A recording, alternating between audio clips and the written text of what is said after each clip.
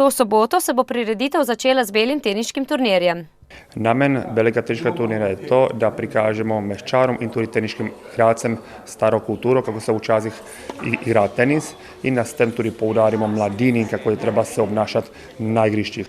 Pomemben dogodek letošnje prireditve bo odprtje kegljišča v servisno-garderobnem objektu v športnem parku Portoval. Ta je zdaj dokončan, celotna naložba pa je stala 1 200 000 evrov. Kegljišče je 4-stezno, moderno opremljeno, računalniško podprto. Mislim, da je v tem delu Slovenije eno najmodernejših kegljišč.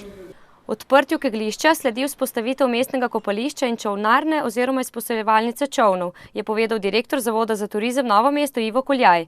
Kot pravi, imajo za to vse možnosti. Bližina tega objekta, Krka voda se nenehno izboljšuje. Tu se kažejo posledice pozitivnih naporov za zajemanje fekalnih in ostalih vod. Jaz upam, da bo svoje prispevala tudi nova centralna čistilna naprava in tako naprej.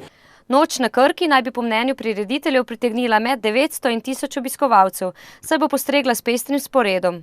Novost bo sicer tekmovanje v čolnarjenju.